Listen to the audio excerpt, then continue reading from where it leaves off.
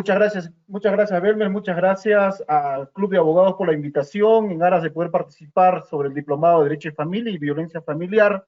Hacerles llegar un cordial saludo a cada uno de ustedes que están presentes en este diplomado, por cuanto a partir de hoy día hacia adelante tendremos la oportunidad de poder conversar o compartir con ustedes el conocimiento acerca de lo que es el derecho de familia.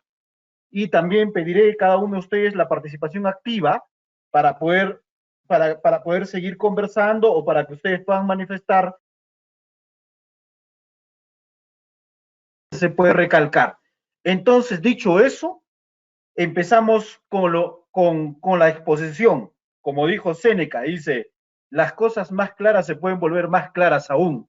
Entonces, este diplomado va a servir para que pueda volverse mucho más claro el conocimiento en lo que respecta a derecho de familia. Entonces, vamos hacia adelante. Mi nombre es Roger Infante Cisneros.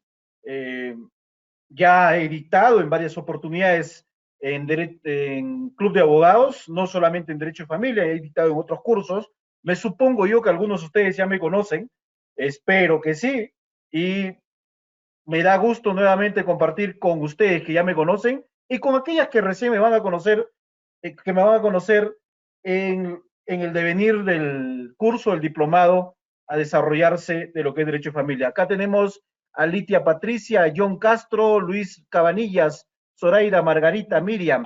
Bienvenidos, Miriam, bienvenido Jesús Marcial. Entonces, vamos adelante para llevar adelante, vamos a ejecutar nuestro diplomado entonces. Miren, en primer orden, debo conversar con ustedes, debo hacer alusión a ustedes qué habrán entendido, qué entendemos por lo que es la familia. Porque si vamos a hablar de derecho y familia, tenemos que hablar de familia y tenemos que hablar de derecho en primer orden. Todos ustedes o cada uno de nosotros hemos recibido en lo que es en el pregrado un concepto genérico de lo que es el derecho. ¿Se acuerdan ustedes cuando el profesor decía que el derecho es un conjunto de normas que sirve para poder regular el comportamiento de cada uno de nosotros que integramos la sociedad? ¿Estamos? Entonces, el derecho, el derecho sirve para poder corregir o para poder modular el comportamiento de cada uno de nosotros dentro de la faz de la tierra o dentro de una sociedad donde correspondemos. Es decir, nosotros vivimos en el Estado peruano, formamos parte de la nación peruana. Y como tal, necesitamos el derecho en aras de poder generar un orden, impartir orden, crear orden. Sin el derecho, lo más probable es que no exista un orden. Entonces, necesitamos sí o sí del derecho. Entonces, si el derecho es un conjunto de normas que sirve para poder regular el comportamiento de nosotros, los sujetos de derecho, que albergamos la tierra o una sociedad, entonces, ¿qué será el derecho de familia? En puridad. Es decir, si estamos hablando de derecho, necesitamos de un derecho, nosotros, nuestro sistema jurídico es un sistema jurídico rumano-germánico donde hemos recogido el sistema positivista, ¿no? Donde pregona por antonomasia la ley. ¿Estamos? La ley es parte del derecho. La ley no es el derecho, sino la ley es parte del derecho, porque la ley es una fuente del derecho. Ok, entonces, ¿qué será el derecho de familia? Me pregunto yo y le pregunto a ustedes. Y yo mismo voy a responder entonces la pregunta que me hice, ya que ustedes no me responden, mentira. Miren, el, el derecho de familia también es un conjunto de normas que regula el aspecto propicio de lo que es el ámbito familiar.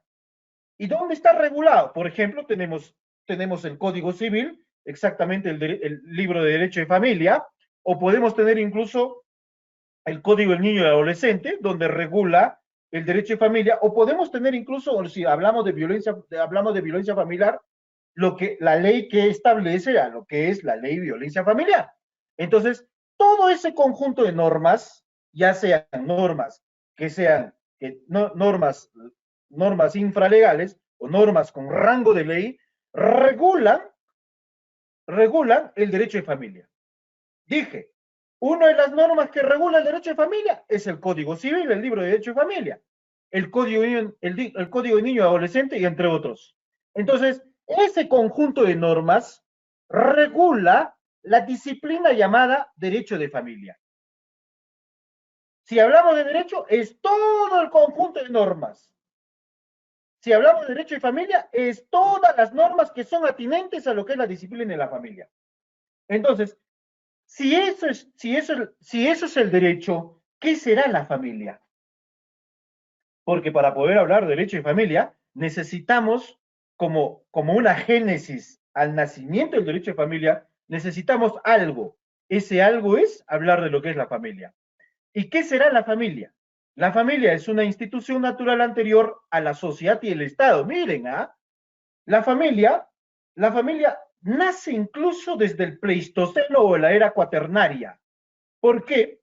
Porque habían grupos de sujetos de derecho, en este caso, que eran seres humanos en la era cuaternaria, en el Pleistoceno. Estos se reunían en grupos para poder recolectar o cazar.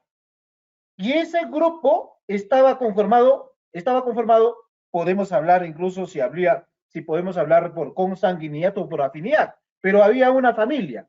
Entre ellos se daban una protección. Por eso dice que la familia es anterior a la sociedad y el Estado. ¿Estamos?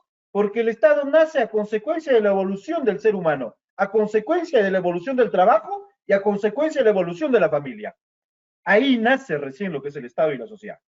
La familia es una comunidad de personas como misión principal revelar y comunicar el amor. Benjamín Aguilar ya nos dice, señala que la vida familiar es presente en toda la sociedad humana. O sea, la familia está presente en todo el mundo, en Europa, en Asia, en Norteamérica, en Sudamérica, en Oceanía. En Oceanía está presente la familia. Augusto Bellucio dice, señala que la familia es una sociedad impuesta por la ley carente de personalidad jurídica. Claro que sí. Es decir, ¿cuándo podemos hablar de personería jurídica o personalidad jurídica? La familia está conformado por un conjunto de seres humanos.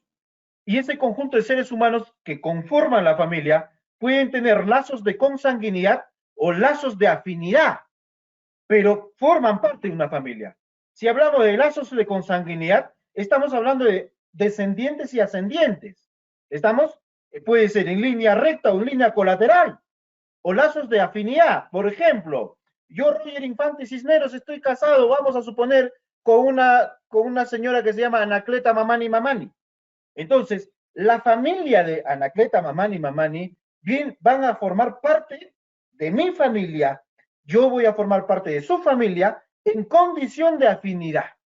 ¿Por qué? Porque la suegra mía o mis cuñados forman parte de mi familia y esto es por lazos de afinidad. Pero mi mamá, mi papá, mi hermano, mi prima, mi tío forman también parte de mi familia por lazos de consanguinidad. ¿Estamos? Entonces, a lo que quiero llegar es, ¿por qué dice que no tiene personalidad jurídica? No sé si ustedes han, cuando hablamos de sujetos de derecho, el derecho de personas, acordemos un poco, derecho de personas, nuestro Código Civil establece que el sujeto de derecho está dividido en cuatro partes, hay una división cuaternaria, dice, ¿no?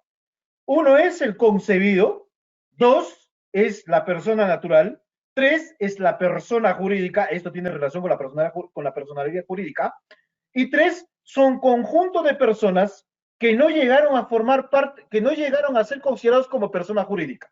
Es decir, este conjunto, o sea, personas naturales se agrupan en aras de poder formar una empresa, una sociedad, dependiendo de la Ley General de Sociedades, de acuerdo a la Ley General de Sociedades pueden adoptar cualquier tipo societario. Vamos a suponer una SRL, una SAC, una sociedad anónima abierta, una sociedad civil, sociedad en comandita simple o por acciones, no sé, ok. O puede ser incluso una asociación, vamos a suponer. O puede ser una cooperativa, puede ser un comité, una fundación, no sé, ok. Pero esa fundación, ese comité o esa empresa que es un tipo societario va a necesitar la agrupación de un conjunto de personas naturales. Es decir, ¿Para qué? Para poder formar, vamos a alinearnos en lo que es una sociedad. Por ejemplo, dice, ¿no? La Ley General de Sociedad dice, el affectio societatis, yo, Roger Infante Cisneros, me, me reúno, por ejemplo, con mi primo, con mi amigo, donde vamos a nosotros establecer o vamos a conversar para poder crear una empresa, una sociedad anónima cerrada, vamos a suponer. El toro soltero SAC, vamos a crear. ¿Estamos? Pero nosotros, ¿qué hacemos? Presentamos una minuta de constitución, se eleva a escritura pública y esa escritura pública lo mandan a registros públicos. Si en registros públicos se inscribe, adquiere la personalidad jurídica esa sociedad. Mientras no se inscriba en registros públicos, no adquiere la personalidad jurídica. Entonces, yo les pregunto, ¿es necesario inscribir en registros públicos la disciplina de la familia o la familia en sí? No. Por eso dice que no necesita, por ley, carente de personalidad jurídica. No necesitamos darle esa connotación de personalidad jurídica a la familia. La familia está integrada por un conjunto de personas, pero per se, ya sea por lazos de consanguinidad o ya por sea lazos de afinidad, forman parte de una familia todos ellos. Continuamos.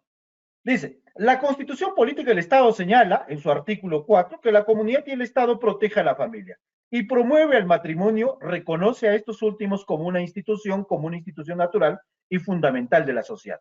Es decir, la familia es la célula fundamental del Estado. Es decir, el Estado o la sociedad va a existir gracias a la existencia de la familia. La familia forma parte de la sociedad y la sociedad forma parte del Estado. Mira, toda esa cadena. La familia está conformada por un grupo menor y ese conjunto de grupos menores forman parte de una sociedad y toda esa sociedad forma parte de una nación y esa nación forma parte de un Estado. ¿Ve?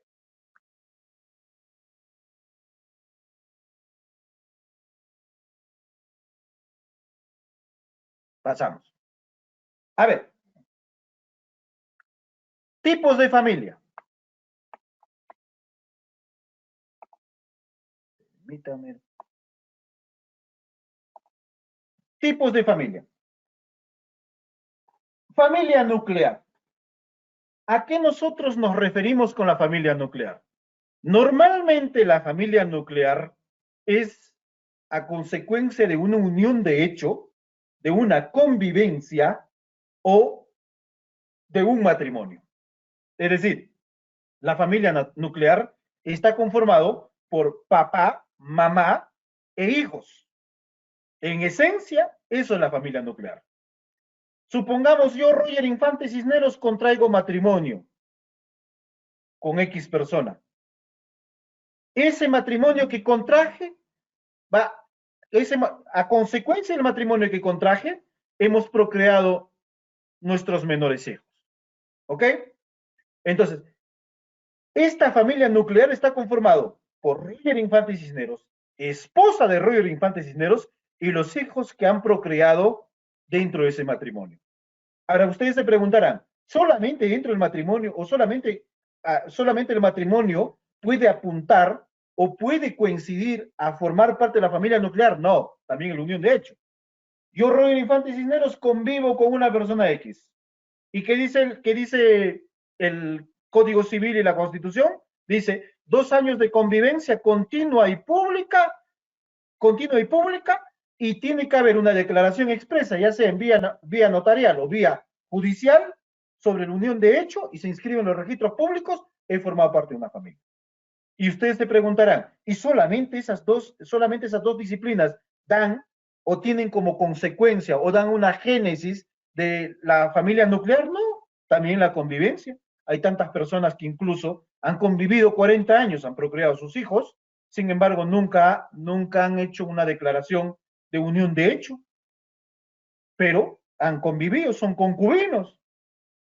¿Han cumplido con los requisitos de la unión de hecho? Sí, han cumplido con los requisitos de la unión de hecho. Son concubinos, pues, ¿no? Entonces, eso es la familia nuclear en esencia. Está conformado por papá, mamá e hijos. La familia extensa, muy aparte de poder hablar de, o sea, la familia extensa está inmerso dentro de la familia nuclear. o puede estar inmerso dentro de la familia nuclear. Vamos, imaginemos, vamos a poner el mismo ejemplo. Roger Infante Cisneros casado con Anacleta Mamani Mamani. Es decir, entonces, a consecuencia de ese matrimonio nacen 3 menores hijos. Perfecto. De esos 3 menores, ¿cuántos? En esencia estamos formando una familia nuclear. Sin embargo, vino a vivir conmigo mi hermano. Mi hermano menor vive conmigo. ¿Y quién más vino a vivir? No sé, pues su mamá de mi esposa. ¿Quién más vino a vivir? ¿Quiénes más han venido a vivir a mi hogar, a la casa, al domicilio conyugal? Vamos a suponer, no sé, un tío más mío. Entonces, de esa familia nuclear se extiende porque hay más integrantes. No solamente papá, mamá, hijo, sino hay más integrantes de la familia, ya sea por lazo de consanguinidad o puede ser por lazo de afinidad, porque no necesariamente puedo estar yo, puede estar también presente mi cuñado viviendo dentro del hogar familiar que he conformado con mi esposa. Ok, ¿qué más? A ver, familia monoparental. ¿Qué entenderán ustedes por monoparental? ¿Mm? Porque hay familias donde entre, existe una separación entre papá y mamá. ¿Estamos?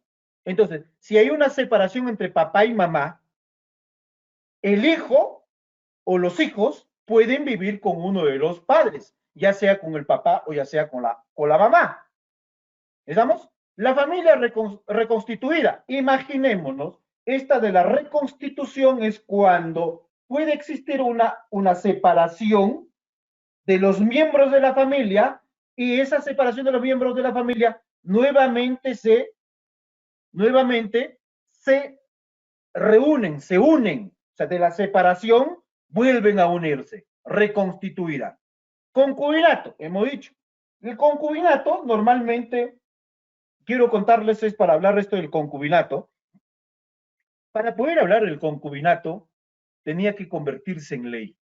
Nosotros, lamentablemente, el Perú, al pertenecer al sistema romano-germánico, somos un país eminentemente positivista. Si es un país eminentemente positivista, es poco probable que las costumbres pueden utilizarse dentro del sistema jurídico peruano. Se pueden utilizar, pero la probabilidad es bastante baja que se pueda utilizar dentro del sistema jurídico peruano. Es decir, el concubinato antes era una costumbre. Esto del concubinato viene desde la época del incanato. ¿Por qué? Porque el concubinato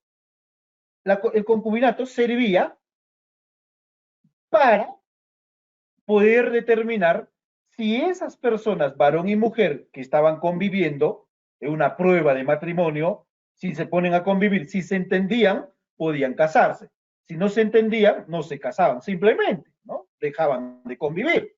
Entonces, el concubinato era una prueba de matrimonio. Si se entendían, contraían matrimonio. Si no se entendían, no contraían matrimonio. ¿Estamos? Entonces, eso era una costumbre que venía desde la época del incanato o desde la cultura incaica. Pero este concubinato o prueba de matrimonio, al final, para poder tener efectos jurídicos o para ser útil dentro del Estado peruano, tenía que convertirse en ley. Y esta conversión en ley se llama el unión de hecho. Nótese que antes que podría, que podría insertarse el positivismo en nuestro sistema jurídico peruano o dentro del sistema romano-germánico, cabía la posibilidad de que una costumbre podía derogar a una ley. Es decir, ese hecho de que una costumbre podía derogar a la ley se llamaba el desuetudo, cuando la ley entraba en desuso y la costumbre entraba en uso. Pero al entrar en vigencia el positivismo dentro del sistema jurídico peruano o dentro del sistema jurídico latinoamericano, ya no es posible que una costumbre pueda derogar a una ley. Es totalmente imposible. Una ley es derogada por otra ley. No se puede derogar una ley con una costumbre. Digo esto porque ¿Cuáles son las fuentes del derecho? La ley, la jurisprudencia, la doctrina, la costumbre y los principios generales del derecho. Mira que está en el penúltimo lugar la costumbre. Entonces, si la costumbre está en el penúltimo lugar, es imposible que la costumbre pueda derogar a una ley.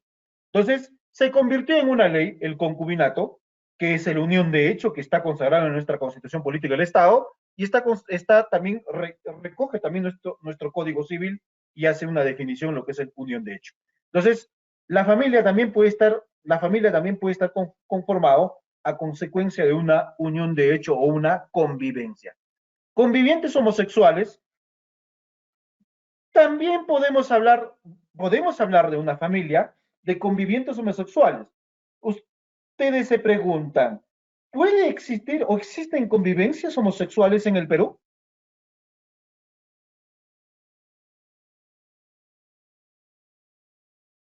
¿Existen convivientes homosexuales en el Perú? ¿Qué dicen ustedes? Sí, sí hay convivientes homosexuales. Hay homosexuales que conviven, que comparten un mismo domicilio, un mismo lecho, comparten, pero no está reconocido, ¿no? No tiene una connotación jurídica la convivencia homosexual, ¿no? Es por eso que estaban incluso tratando de presentar proyectos de leyes para para la unión civil. ¿Se acuerdan ustedes?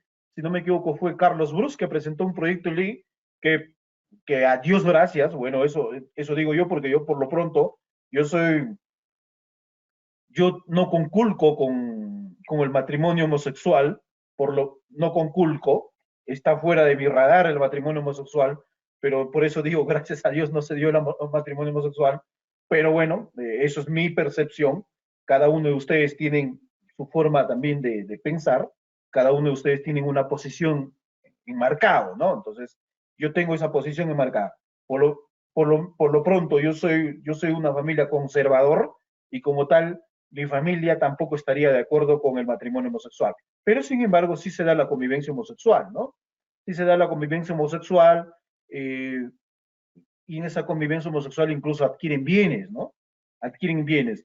Y ojo, en esta convivencia homosexual existe una protección normativa porque normalmente la parte que cumple la función de pasivo, o sea, en este caso quien cumple la función de mujer, es quien tiene que atrapar a quien cumple a la función de varón, porque normalmente quien cumple la función de mujer es que le pueda comprar, o sea, acá se tergiversa, cambia, ¿no?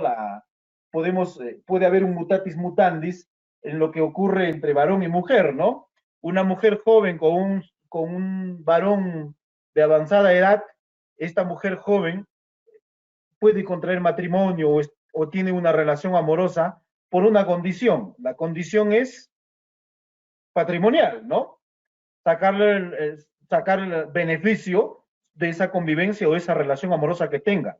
Entonces, esta persona mayor, para poder retenerla, ¿se acuerdan ustedes del alcalde de Chiclayo, que tenía relaciones amorosas con una chica bien guapa, no me acuerdo cuál es el nombre, ¿no? Este alcalde de Chiclayo incluso está inmerso en corrupción de funcionarios. Lo que ocurre es que cogía dinero del Estado para poder darle lujo a la pareja que tenía, ¿no? Entonces, más o menos algo así ocurre en la pareja homosexual. La persona, en este caso, que cumple la función de mujer, es el que compra, no sé, puede ser una moto, puede ser una, un vehículo, una casa, porque yo tengo, yo tengo una, yo les puedo contar una anécdota, yo tenía un amigo mío que tenía su pareja, que era homosexual, y esta pareja incluso le compró una moto, ¿no? Le compraba una moto, o le compraba, incluso le daba los gustos que quería. Porque si no le compra, él decía, no, si no me compras una moto, termino contigo. Entonces, para que siga con él, le tenía que comprar la moto.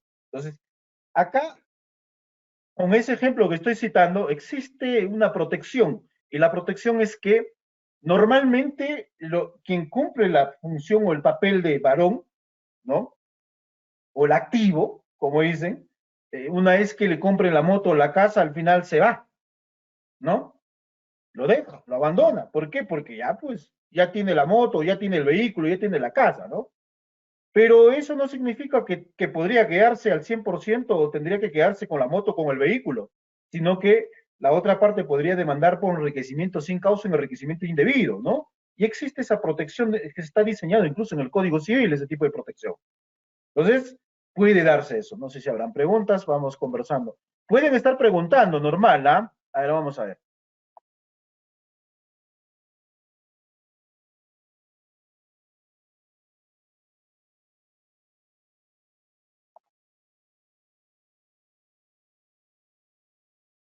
A ver, no, no veo todavía por lo pronto preguntas.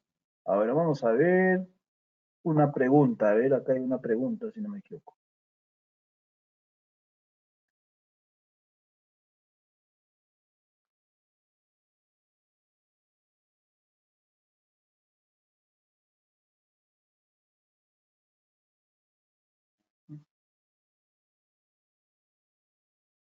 Vamos buscando las preguntas. Creo que por lo pronto no veo preguntas. Pero ojo, yo les invito a ustedes que puedan estar haciendo preguntas, ¿ah? Para que sea mucho más dinámico esta conversación. Ok, ¿estamos? Pregunten, sin tapujos, no hay ningún problema. Vamos, fallas técnicas en otros cursos.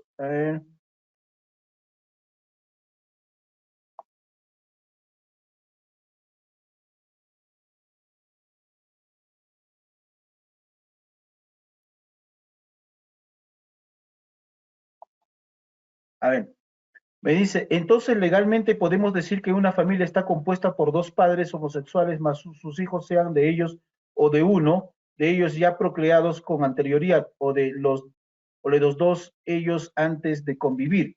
Miren, eh, Edwin Jim Valdivia. Mira, Edwin, um, estamos hablando, incluso la familia puede estar conformado por dos personas que son, que hacen una convivencia, que hacen una convivencia, que por lo pronto no hay una aprobación jurídica, esa convivencia de dos personas del mismo sexo. La convivencia que es aceptada, que está diseñada dentro de nuestro ordenamiento jurídico, es la convivencia entre un varón y una mujer, que tienen que hacer una convivencia por un lapso de 2 años continuos y públicos y que tienen que estar libres de impedimento matrimonial, ¿no?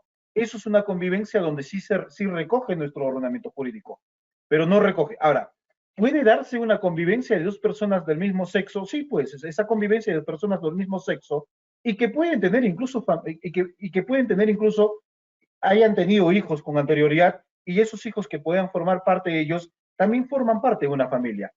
Entonces, entonces, entonces la familia está conformada por miembros, por integrantes que pueden, por integrantes, no importa si puede ser por un matrimonio o puede ser por los padres separados, como hemos diseñado. Ahora, dice Greta Collado. Greta, no lo hacía yo en son, cuando hablas de activo y pasivo, yo no lo hacía en son de una connotación peyorativa, sino que lo estaba haciendo para poder más o menos desarrollar. Ok, me disculpo de eso que estás mencionando, pero sin embargo vamos a hablar entonces de como persona, como ser humano. Eh, mencionó uno normativa de la familia homosexual. No, no tenemos. Había un proyecto de ley que había presentado, si no me equivoco, Carlos Bruce, el cual no se aprobó en el Pleno del Congreso. Y ese proyecto de ley era el para la unión civil, para un matrimonio que podría celebrar dos personas del mismo sexo. Katiuska Castillo, Ángel, la Constitución reconoce a la convivencia homosexual sea entre lesbianas o entre varones y como una institución natural. Claro, exacto. O sea, la convivencia como una institución natural, claro que sí, pero no tienen efectos jurídicos, ¿no? Esa convivencia no puede adquirir o no puede llegar a la talla de ser considerado como una unión de hecho, la convivencia de dos personas del mismo sexo, ya sean entre varones o entre mujeres, ¿no? Pero naturalmente sí se considera como parte de una familia. Por eso estamos hablando de convivencia homosexual, ¿no? Esa convivencia homosexual es una familia en sí. No tiene un reconocimiento jurídico esa convivencia, no tiene una connotación jurídica, pero naturalmente sí forma parte de una familia. Entonces, César Enrique, eso sí es cierto. A ver,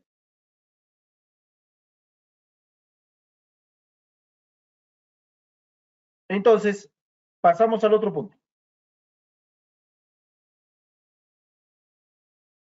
Miren, hablábamos al inicio que la familia puede estar conformado por lazos de consanguinidad y por lazos de afinidad, ¿no? Existen parentescos. Entonces, el parentesco, dice, vamos a hacer una definición de lo que es el parentesco. El parentesco es aquella relación o conexión familiar que hay entre dos o más personas derivadas de la propia naturaleza o por imperio de la ley, o también generado por criterios religiosos.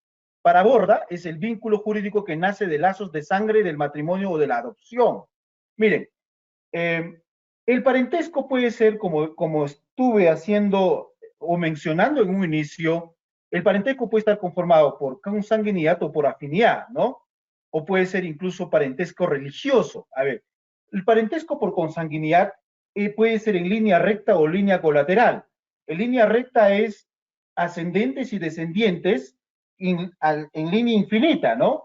En línea colateral puede ser incluso en por ejemplo, yo, Roger Infante Cisneros, con mi primo o con mi tío, somos colaterales, ¿no? O parentesco por afinidad. El parentesco por afinidad es a consecuencia de un matrimonio o consecuencia de una unión de hecho, la familia de mi esposa o la familia de mi conviviente va a formar parte, voy a tener un lazo de parentesco, un lazo de afinidad, por cuanto eh, el hermano o mi cuñado o mi suegro va a formar parte de mi familia a consecuencia de un parentesco de afinidad. O puede ser un parentesco religioso. Un parentesco religioso es a consecuencia de los bautizos. Normalmente el sacramento más conocido es el bautizo, ¿no? Se puede dar más sacramentos, sí, pues se da más sacramentos y en cada sacramento incluso podemos elegir a los padrinos, ¿no? Imaginémonos, yo, Roger Infante Cisneros, tengo mi hijo y mi hijo, yo soy religioso en sí, entonces eh, mi hijo, mi hijo necesita bautizarse, ¿no? Necesita bautizarse, entonces yo voy a elegir a unos padrinos, ¿no? A unos padrinos. Y esos padrinos van a bautizar a mi hijo, van a darle el sacramento de bautismo a mi hijo. Entonces, va a haber un parentesco, va a haber van a hacer un parentesco religioso a consecuencia de esas personas hayan bautizado a mi hijo. O sea, mi hijo tiene un parentesco religioso a consecuencia de que ha sido bautizado por A y B. ¿Estamos? Entonces, esos parentescos, esos lazos de consanguinidad o esos lazos de afinidad van a traer consigo la formación de una familia. Clases de parentesco, esto es donde les decía, el parentesco por consanguinidad está diseñado en el artículo 236 del Código Civil, es la relación familiar existente entre dos personas que descienden de una a otra de un tronco común. Y el artículo 237, parentesco por afinidad, el matrimonio produce parentesco de afinidad entre cada uno de los cónyuges con los parientes consanguíneos del otro. Y parentesco por adopción, bueno, este parentesco por adopción, la adopción es la fuente del parentesco dentro de los alcances de la institución. Vamos a hablar un poco a ver este parentesco por adopción. Existen tres tipos de adopción. Adopción administrativo, y la adopción judicial y la adopción notarial. Estos tres tipos de adopción, tanto administrativo, notarial o judicial, van a crear el parentesco por adopción. A ver, ¿cuándo se da el parentesco administrativo? El parentesco administrativo normalmente se dan para aquellos sujetos de derecho que están en su condición de expósitos, que han sido abandonados, moralmente, económicamente, sentimentalmente. ¿De quién? por sus padres o por sus progenitores o los miembros de la familia. Entonces, estos niños que están en su condición de expósito, a veces son recogidos por los puericultorios o pueden ser recogidos por algún ente del Estado o puede ser un ente privado incluso. Y ellos son los que les van a dar el cuidado necesario. Entonces, estos niños que están en su condición de expósitos pueden tramitarse administrativamente a aquellas personas que tengan la condición o la capacidad económica y moral y que quieran adoptar niños, puedan hacer un trámite administrativo y convertirse en sus padres mediante ese trámite administrativo como adopción. Esos son el trámite administrativo o el parentesco administrativo solamente se dan para aquellos niños que están en condición de expósitos. Mientras que la adopción judicial es cuando los padres biológicos dan el asentimiento de dar en adopción a persona o personas que tengan la solvencia moral y económica para poder adoptar a ese niño. Es decir, los padres biológicos dan el asentimiento o dan en adopción a los adoptantes a niña o niño, siempre y cuando que los adoptantes puedan cumplir con la solvencia moral y económica para poder adoptar a ese niño. Mientras que la adopción notarial son para personas mayores de edad. Las personas mayores de 18 años pueden ser adoptados, pueden ser adoptados de manera libre por cualquier persona, siempre y cuando que la diferencia de edad sea de 18 años. Es decir, si yo, Roger Infante Cisneros, tengo 18 años y tengo una persona que me quiera adoptar, y esta persona tiene que tener, si yo tengo 18 años, tiene que tener 36 años como mínimo. Entonces, la diferencia de edad tiene que ser de 18 años. Entonces, por eso, o sea, solamente para los mayores de edad se da la adopción notarial. ¿Estamos? Entonces, los que quieran ser adoptados y son mayores de edad, solamente se van al notario y el notario se va a encargar de poder realizar el trámite de la adopción. ¿Estamos? Ahora, les comento un poquito sobre una cuestión que yo tuve como un caso sobre la adopción notarial. Miren, eh, había una señorita que estaba siendo adoptado por un señor y presentamos a la notaría y la notaría o sea, consigna como los apellidos de la adoptada, los apellidos paterno y materno del adoptante. Es decir, vamos a poner un nombre. El adoptante era Juan Pérez Pérez. Juan Pérez Pérez. Y la adoptada se llamaba, vamos a poner Juana,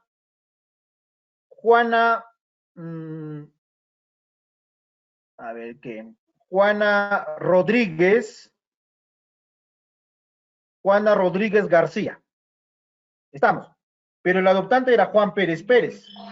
Entonces, si el adoptante era Juan Pérez Pérez, en este caso en particular que les estoy comentando, es que el notario consignó como los apellidos de la adoptada, de Juana Rodríguez García, le sustrajo los dos apellidos, Rodríguez y García, para poder insertar los apellidos Pérez Pérez del adoptante. Entonces, presenta el registro personal, en este caso, para poder inscribir un registro, en el registro de Estado Civil. Entonces, observan y dice, no puedes presentar o no puedes consignar que Juana Rodríguez García pueda ahora tener el apellido de Juana Pérez Pérez. ¿Por qué? Porque si es una sola persona que ha adoptado a Juana Rodríguez García, entonces se tiene que consignar el apellido paterno o solamente el apellido paterno del adoptante. Caso distinto es cuando son dos adoptantes, es decir, si es Juan Pérez Pérez, el adoptante, y también es, a ver, vamos a poner Rosalía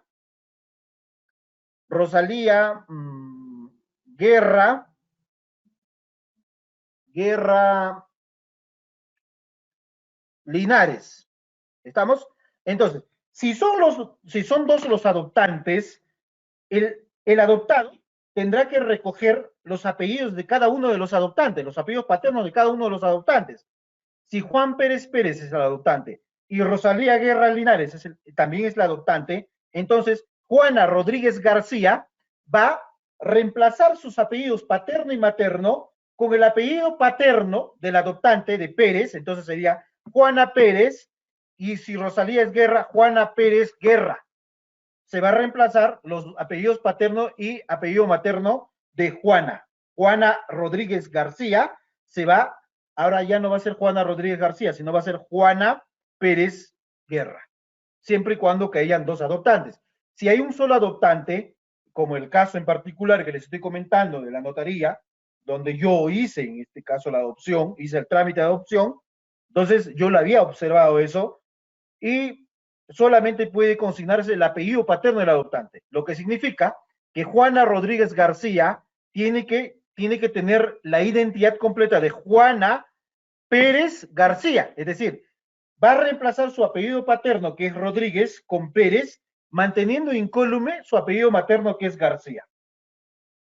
Entonces, esos son los parentescos en sí. El parentesco religioso también ya hablamos, y el parentesco por consanguinidad, el parentesco por afinidad, y el parentesco por adopción, y el parentesco religioso. Poquito me pasé explicando incluso esto de lo que es la adopción. Ya les repito que hay tres tipos de adopción: administrativo, judicial y notarial. Administrativos son para los que están en condición de expósitos. El judicial es cuando los padres biológicos dan en adopción a los adoptantes a un hijo suyo. Y la adopción notarial son para los mayores de edad. Los mayores de 18 años pueden tomar la decisión que les vea conveniente si quieren ser adoptados o no quieren ser adoptados. Ellos deciden.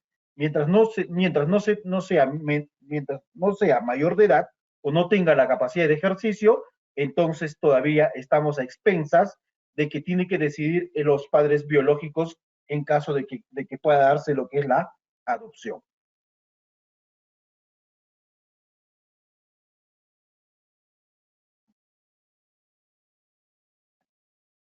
Continuamos. Bueno, vamos a pasar entonces a lo que es el matrimonio. Pasamos el matrimonio y conversamos incluso con esto de los esponsales y hablamos algo de lo que es la unión de hecho, y más o menos vamos a dar por finalizada la clase en lo que corresponde al día de hoy. A ver, nosotros, nuestro Código Civil recoge un concepto de matrimonio donde el matrimonio está considerado como una institución. Es decir, el matrimonio está conformado por dos personas de sexos opuestos quienes dan su asentimiento en aras de poder crear un acto jurídico llamado matrimonio a consecuencia de que se cumplan todos los requisitos que establece la celebración del matrimonio.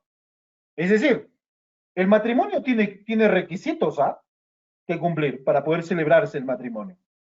¿Estamos? Entonces, vamos primero definiendo el matrimonio y consecuentemente vemos los requisitos del matrimonio. ¿Cuáles son los requisitos del matrimonio? Mire, entonces, el matrimonio en esencia solamente pueden contraer dentro de nuestro sistema jurídico personas que son de sexos opuestos. Un varón y una mujer pueden celebrar un matrimonio. Y esta celebración del matrimonio, de acuerdo a nuestro ordenamiento jurídico, es considerado como una institución por cuanto este matrimonio tiene una naturaleza. Y la naturaleza del matrimonio es lo siguiente, porque si uno se casa, es por cuanto hay amor que se profesan uno al otro. Es una institución el matrimonio, por cuanto el matrimonio se va a dar a consecuencia de que existen sentimientos de amor, tanto del varón y una mujer. ¿Estamos? Y es así que se va a dar que el matrimonio es una institución. Entonces dice, ¿no? Tiene conocimiento constitucional, el artículo 4 de la Constitución Política del Estado señala que la comunidad y el Estado protege a la familia y promueven el matrimonio. El matrimonio es la base de la familia, es el centro de la misma y las demás instituciones que integran el derecho son más que consecuencias. Entonces, si eso es el matrimonio, yo les pregunto, ¿puede ser considerado el matrimonio como un contrato?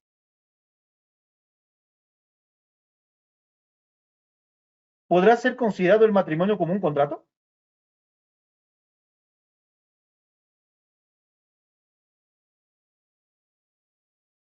A ver, a ver. Acá hay pregunta de Pamela Prado Chávez. ¿Puede heredar una pareja de homosexuales? Pamela, eh, la herencia es personal. Quienes tengan vocación hereditario son los que pueden heredar. Vamos, mire, esta pareja de homosexuales, la herencia que podría recibir es dependiendo de cualesquiera de ellos. Es decir, una pareja de homosexuales A y B, vamos a suponer, eh, el papá de A fallece, es el causante el papá de A, ¿quién es el que debe heredar? Si es el papá quien fallece y tiene patrimonios el papá de A, ¿estamos? Tiene patrimonios, deja una masa hereditaria el papá de A, entonces la única persona que puede heredar en este caso es A. ¿Estamos? La única persona que puede heredar es A. No puede heredar B, porque B no tiene lazos de consanguinidad y tampoco de afinidad. ¿Estamos? Los lazos de afinidad nacen a consecuencia del matrimonio o unión de hecho. Entonces, los lazos de afinidad no van a ser dentro de la pareja de homosexuales, pero sí van a ser dentro, en la pareja, dentro del matrimonio y dentro de lo que es la unión de hecho. Entonces, si vamos a hablar de herencia, de herencia o del hecho de heredar, ¿quién va a tener la vocación hereditaria si fallece? O sea, si fallece el papá de A, B tendrá vocación hereditaria sobre los bienes del papá de A, no tiene vocación hereditaria. No tiene vocación hereditaria. Entonces, la única persona que puede heredar en este caso es A, pese a que puedan ser convivientes homosexuales. La única persona que puede heredar es A. B no puede heredar. Ahora, yo me pregunto, B puede heredar a? Supongamos que A hereda al causante que era su papá, y su papá tenía 5 carros, supongamos. El único hijo que tenía era A. ¿Y quién tiene la vocación hereditaria? A, por ser el descendiente. Entonces, A se queda con los 5 carros. Y la convivencia que tuvo B con A fallece en el camino, o sea, en ese trance de la convivencia. ¿Puede heredar B a A? La pregunta es, ¿tiene vocación hereditaria B sobre A? ¿Qué dicen ustedes? No tiene vocación hereditaria B sobre A, porque son convivientes homosexuales. ¿Qué dice la norma? No me acuerdo el artículo exacto. Hay un orden de prelación incluso sobre los herederos. Dice, en primer orden, ¿quiénes están? Los ascendientes. No, mejor dicho, los descendientes. En primer orden, ¿quiénes tienen el primer orden o el mejor derecho hereditario? Son los descendientes. El segundo orden son los ascendientes. El tercer orden, ¿quiénes son? Los, los cónyuges superstites o los convivientes. Estamos, está en el tercer orden. ¿Estamos? Ahora dice, este cónyuge superstite o la conviviente sobreviviente concurre, dice, sobre la masa hereditaria que podría dejar, en este caso, el causante, con los descendientes y con los ascendientes. Concurren, o sea, los únicos herederos que puede concurrir como tiene derecho hereditario, o sea, pese a que está en tercer orden, puede concurrir con los ascendientes y puede concurrir con los descendientes pese a que esté en el tercer orden. Entonces, los únicos que pueden concurrir son los cónyuges superstites y los convivientes sobrevivientes. Entonces, no puede heredar en este caso B a A por cuanto no existe un reconocimiento dentro de nuestro sistema jurídico de la convivencia homosexual. Entonces, se rompe en ese sentido de que B pueda heredar a, pese a que han convivido. ¿Por qué? Porque B no tiene vocación hereditaria, porque no existe un reconocimiento jurídico la convivencia homosexual. Entonces,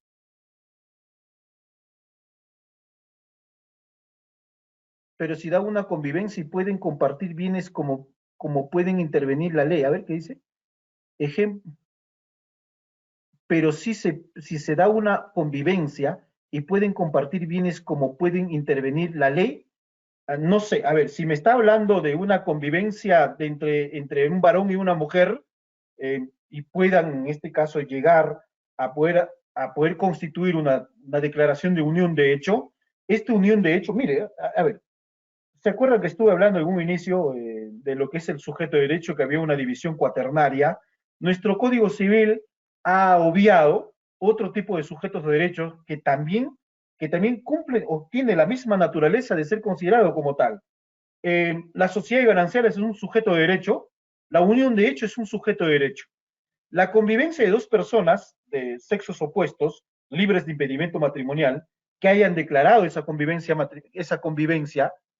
hayan cumplido con el requisito de 2 años, y ya sea vía judicial o vía notarial, esta convivencia, esta declaración, mejor dicho, de unión de hecho, ha dado nacimiento, es decir, el varón y una mujer, el varón y una mujer, al poder declarar la unión de hecho, dan nacimiento a otro sujeto de derecho llamado unión de hecho. Es decir, A y B han, han A y B han declarado unión de hecho, y esa unión de hecho es un sujeto de derecho distinto a A y B. A tiene derechos, deberes y obligaciones. B tiene derechos, deberes y obligaciones, y la unión de hecho conformado por A y B también tiene derechos, deberes y obligaciones. Entonces, los bienes que se adquieran dentro de la convivencia es de la unión de hecho. Estamos. Si se disuelve la unión de hecho, esos bienes van a tener que ser, esos bienes tienen que hacer la liquidación y hacer la división y partición en partes iguales. Es decir, todos los bienes que se adquieran dentro de la unión de hecho, se presume, presunción juris tantum, se presume que pertenece a cada uno de ellos en una cuota alícuota de 50%. Entonces, eso es lo que puede dar. Ahora, si son dos personas del mismo sexo, o sea, una convivencia homosexual, no puede darse, no pueden hacer este sujeto de derecho llamado unión de hecho, pero los bienes que adquieran, vamos a decir, si es a nombre de los dos, va a ser en condición de copropietarios.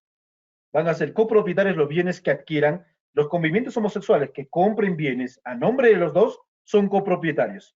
No existe unión de hecho entre dos personas del mismo sexo, y como tal solamente van a pasar como copropietarios.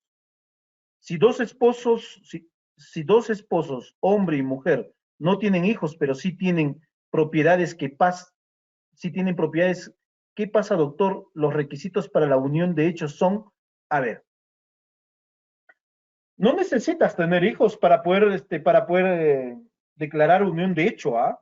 El unión de hecho es la convivencia de 2 años continuos, público y libre de impedimento matrimonial. Ojo que no es requisito tener hijos para poder constituir la unión de hecho, ¿no?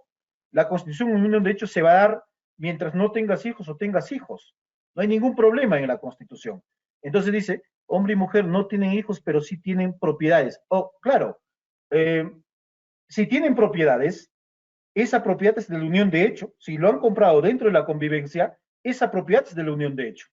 Conformado, esa unión, vamos a suponer igual, A y B han, han declarado la unión de hecho, han constituido la unión de hecho. Entonces, ese unión de hecho constituido por A y B es el propietario de los bienes que hayan adquirido dentro de la convivencia. Pero las propiedades que hayan adquirido antes de la convivencia son bienes propios, corresponde a cada uno de ellos. O sea, el unión de hecho, los bienes que se adquieran dentro de la convivencia tiene la misma connotación de las sociedades gananciales. Vamos a llegar más adelante incluso a eso de las sociedades gananciales. ¿Cuándo son bienes propios y cuándo son bienes comunes? ¿O cuándo son bienes que forman parte de las sociedades gananciales? Lo mismo ocurre, o sea, la unión de hecho tiene la misma naturaleza o casi la misma naturaleza que el matrimonio, salvo algunas cositas que puede distinguirse entre el matrimonio y la unión de hecho, pero tiene la misma naturaleza que el matrimonio y la unión de hecho. ¿Ok? Otro dice, doctor, los requisitos para la unión de hecho. Los requisitos para la unión de hecho es libres de impedimento matrimonial, 2 años de convivencia y continuos. Es más, incluso si lo puedes hacer a nivel notarial, tienes que presentar declaración jurada, algunas fotografías, algunos documentos que evidencien la convivencia de ambos, se presenta ante la notaría, aunque sea judicial, ¿no? Se presenta que evidencien la convivencia, ¿no? Puede ser, por ejemplo, un contrato de alquiler que está a nombre de las dos personas para poder utilizarlo como una habitación, ¿no? Entonces, todos esos documentos que evidencien la convivencia de dos personas son, van a, van a dar van a servir, en este caso, como un requisito más, como un plus más del requisito ya establecido por ley para que se pueda dar el unión de hecho. Eh, ¿Él es papá o mamá? No, a ver, doctor, los requisitos, ¿él es papá o mamá? ¿Cuál es la diferencia entre convivientes homosexuales y familia? Allá.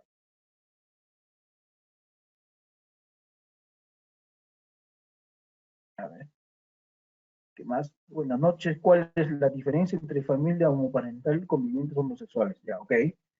Ahora mismo le respondo también. A ver, la convivencia a partir de 2 años ya es como un matrimonio. Por favor, podría repetir la última parte. Ahorita le respondo la pregunta. A ver, miren, termino con esto de lo que es la unión de hecho. Ah, miren, el unión de hecho no es un matrimonio, no es un matrimonio. El unión de hecho es una figura distinta al matrimonio, pero semejante al matrimonio. Es decir, me dices, o sea, la convivencia a partir de 2 años ya es como un matrimonio. Por favor, ¿podría repetir la última? A ver, mira, eh, decía,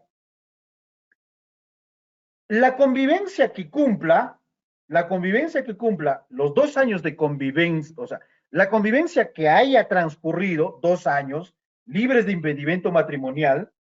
Ahora, en este caso, ¿cuándo puede hacer la declaración de unión de hecho notarial? Cuando las dos partes están de acuerdo en la constitución de unión de hecho. ¿Cuándo puede ser judicial? Mediante un proceso no contencioso. Cuando las dos partes están de acuerdo. Cuando las dos partes están de acuerdo. ¿Estamos? Pero ¿qué pasa si una de las partes no está de acuerdo? ¿Mm? ¿Qué pasa si dos, qué pasa si dos o mejor dicho, ¿qué pasa si una de las partes no está de acuerdo con constituir unión de hecho? Ah, ahí viene el problema. Entonces, la persona que está interesada en que esa convivencia sea reconocida como unión de hecho, tiene que presentar una demanda ante el juzgado de familia mediante un proceso de conocimiento y demandarle a la otro conviviente que no quiere ser parte de la constitución de unión de hecho, por pese a que hayan superado o hayan cumplido el requisito de 2 años. Es decir, vamos, hay casos, por ejemplo, yo les comento un caso en el cual he estado en un proceso judicial, yo he sido abogado de un señor en un proceso judicial, porque estas personas, en este caso, un varón y una mujer han convivido 40 años, nunca contrajeron matrimonio y tampoco constituyeron unión de hecho. No solo basta que convivas 2 años, sino tiene que ser declarativa, es decir, tienen que ser la constitución de unión de hecho, ya sea vía notarial o vía judicial. Mientras no se haya hecho la constitución, ya sea vía notarial o vía judicial, entonces, entonces, no en sí has cumplido solamente con el requisito. Hay una expectativa de la unión de hecho, pero todavía no hay unión de hecho. Entonces, en este caso que le estaba comentando, estos señores habían convivido 40 años. En un accidente de tránsito fallece la mujer, la conviviente, y queda con vida el varón, en este caso el conviviente, y entonces eh, este conviviente no tenía vocación hereditaria. ¿Por qué? Porque no habían constituido, no había una declaración de unión de hecho. No tenían, no tenían una inscripción, no habían declarado unión de hecho.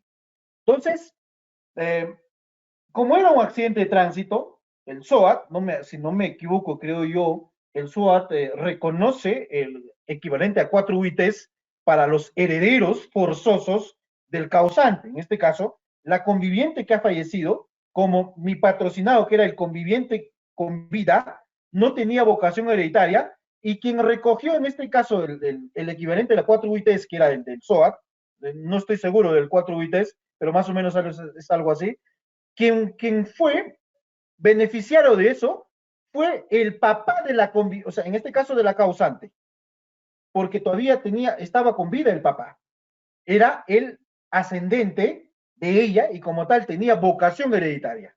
Era el que estaba llamado, el que estaba en el orden de prelación, que tenía vocación hereditaria y él es que se beneficia con los 4 UITs. Y mi patrocinado decía, pero si yo he convivido 40 años, ¿por qué no puedo yo tener, no puedo ser el beneficiario de esos 4 UITs? Es que no has hecho la constitución de un derecho. No te has casado. Entonces, ¿qué tuvimos que hacer? Incluso, para poder demandar indemnización por daños y perjuicios, era una empresa de transportes, no tenía vocación hereditaria, imagínate, para poder pedir indemnización por daños y perjuicios a consecuencia de la pérdida de vida de su pareja en un accidente de tránsito, como no tenía vocación hereditaria, no podía presentar. Entonces, ¿qué hemos hecho? Hemos presentado una demanda de unión de hecho y lo hemos demandado ¿a quién? Al ascendente, es decir, al papá de la causante. Y salió la sentencia, de hecho, fundada la sentencia, hemos demostrado la convivencia de 40 años y fundada la sentencia de unión de hecho y consecuentemente ya hemos adquirido, hemos logrado que el conviviente tenía vocación hereditaria. Y con esa vocación hereditaria hemos solicitado, hemos mandado una carta notarial a la empresa de transportes y hemos transado, ¿no? Gracias a esa vocación hereditaria que se obtuvo a consecuencia de la unión de hecho, hemos transado y le pagaron una indemnización por daños y perjuicios a mi patrocinado, la empresa de transportes. Mira cómo es, ¿ah? Entonces, si uno de los convivientes se rehúsa a la declaración de unión de hecho, entonces el otro está expedito a poder presentar demanda contenciosa. La demanda es contencioso, es un proceso contencioso, ¿ah? Proceso de conocimiento ante el juzgado de familia para que el juez de familia pueda reconocer esa unión de hecho mediante una sentencia judicial. Me decías, ahora sí, la diferencia entre convivientes homosexuales y familia homoparental. Miren, dentro de nuestro estado peruano, no sé si se den la familia homoparental, pero la familia homoparental son aquellas personas del mismo sexo que puedan adoptar niños o que pueden vivir con niños, y los convivientes homosexuales son dos personas del mismo sexo que eventualmente hacen vida en común, ¿no? Entonces, dentro del estado peruano, no está permitido la adopción de niños de personas del mismo sexo. Podemos hablar de otros países como en Estados Unidos, si no me equivoco, sí está permitido que podían adoptar niños, dos personas del mismo sexo, ya sean que hayan contraído matrimonio o que estén en su condición de convivientes. Pero en el Perú, la verdad, yo no he visto. Entonces, la familia homoparental son dos personas del mismo sexo, ya sea por matrimonio o por convivencia, que viven con los hijos, que puedan ser hijos biológicos o hijos adoptados. Mientras que la convivencia homosexual es esa, ¿no? La convivencia de dos personas del mismo sexo.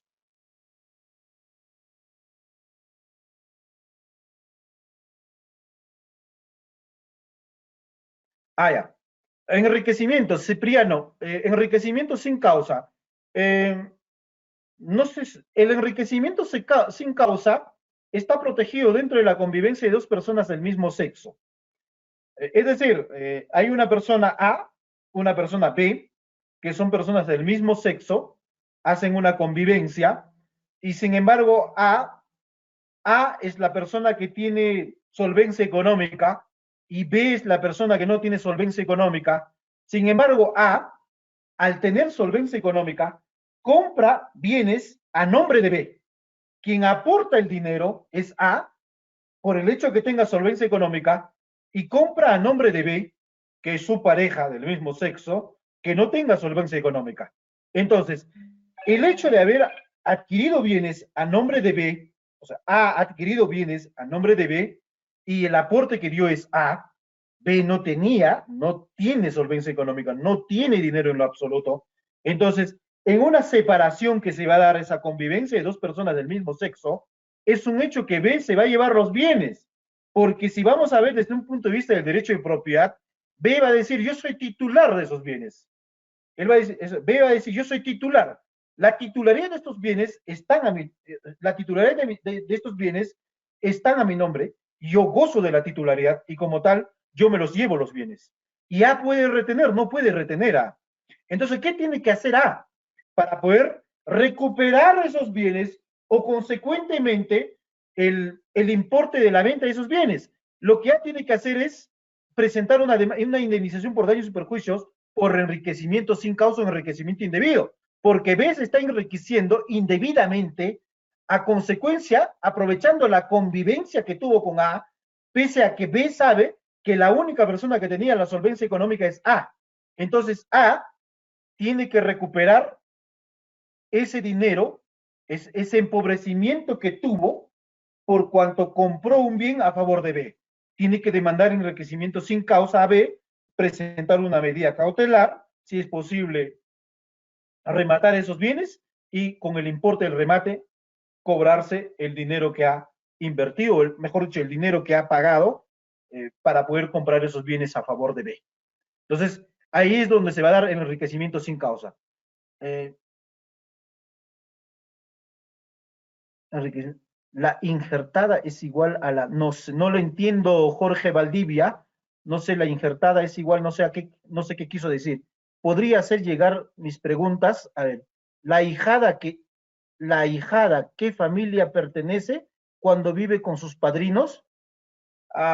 Mira, es familia, es tipo, si hablamos de tipo de familia, podemos incluso considerar como una familia extensa a Lina Gaspar. Podemos considerar como una familia extensa, porque dentro de una familia extensa, una familia nuclear puede extender al poder albergar incluso miembros de la familia, otros miembros de la familia, ya sean por parentesco de consanguinidad, ya sea por parentesco de afinidad, ya sea ya sea por parentesco de religioso o por adopción, ¿no? Entonces, podríamos hablar de una familia extensa, en este caso, Alina Gaspar.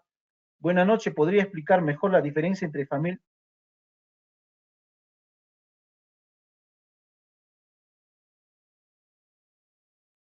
A ver, miren, la familia está integrado por un conjunto de sujetos de derecho, que pueden ser por parentesco de afinidad, por parentesco de consanguinidad, o por adopción, o religioso. Estamos. Eso es la familia en sí. Eso es, en términos genéricos, la familia. La familia monoparental es aquella familia integrada por uno de los padres. Es decir, si una pareja de casados se separan eh, y tienen, o sea, a consecuencia del matrimonio han contraído 3 hijos. Se separan y los hijos que se quedaron con la mamá son familias monoparentales. ¿Por qué? Porque solamente está con la mamá. O sea, de lo que era una familia nuclear, al poder darse el rompimiento o la separación de hecho, de, en este caso de los integrantes del matrimonio o de los cónyuges, los hijos se quedan con uno de los cónyuges, se, van a ser considerados como familia monoparental. Mientras que la familia homoparental son aquellas personas del mismo sexo que puedan tener hijos, ya sean biológicos, adoptivos, y viven con ellos, son considerados como familias homoparentales. Eso es la respuesta a Nancy Carrillo. Si de darse la unión de hecho en el Perú, en ese caso, ¿cómo quedaría la familia? La familia está, o sea, el unión de hecho, el matrimonio, es parte de la familia. Incluso situaciones naturales forman parte de la familia, Salit Torres. Incluso estamos diciendo que la convivencia de dos personas del mismo sexo son considerados como una familia desde un punto de vista natural. No surtirán efectos jurídicos, pero son considerados como parte de la familia como consecuencia natural. Entonces, el unión de hecho va a traer como consecuencia la familia. El matrimonio trae como consecuencia la familia. La adopción trae como consecuencia la familia. O en este caso el parentesco religioso trae como consecuencia una familia. Entonces, va a haber un lazo, va a existir un lazo. Doctor, interesante lo que usted señala, las relaciones, lo cual sacan provecho. Interesante lo que usted señala, las relaciones interesadas, lo cual sacan provecho. Se lee lo que escribe autor, sí. ¿Por qué se considera la convivencia homosexual como familia si a convivencia no necesariamente son de homosexuales, hay convivencia de amigos por años? Mm, a ver, puede darse, pero normalmente lo que estamos hablando, Luis Alberto, los cuando hablamos de convivencia de homosexuales, hablamos porque existe sentimientos en esas dos personas. Hay una relación amorosa, hay un sentimiento entre ellos, y entonces eso hace que esa convivencia sea considerada como una familia. Pero la convivencia de amigos no es considerado como una familia porque la relación es de amistad, ¿no? De amistad. O sea, no va más allá de la amistad. Pueden vivir entre amigos. Yo puedo vivir, por ejemplo, con una amiga mía o un amigo mío, donde podemos compartir tal vez la misma casa. Pienso yo que no se puede compartir, no sé si habrán casos que se compartan la misma habitación entre amigos, pero puede darse, ¿no? Que compartan la misma habitación, en camas distintas, ¿no? Pero eso no significa que podría generar una connotación de ser considerado como una familia, es esa convivencia de amigos, porque para poder hablar de, de familia, normalmente tenemos que remontarnos a los parentescos, ¿no? El parentesco por consanguinidad, por afinidad, por adopción y religioso. O sea, más allá de eso, este, más allá de eso, puede ser considerado como familia siempre y cuando que podía dar esa connotación per se, como la convivencia homosexual que estás hablando, pero ellos se profesan un sentimiento, ¿no? Ese hecho que se profesan un sentimiento los consideramos como parte de una familia, esa relación homosexual. Mientras que la relación amical no se considera como una familia. ¿Por qué? Porque o sea, se aleja un poco de lo que ocurre incluso en la familia conformado por dos personas del mismo sexo. Pero he enviado pregunta, he preguntado sobre la familia homoparental, respondí la familia homoparental. ¿La familia homoparental qué es? ¿Y la familia homoparental en qué consiste? ¿Se puede interponer mientras se encuentres casados y viviendo juntos?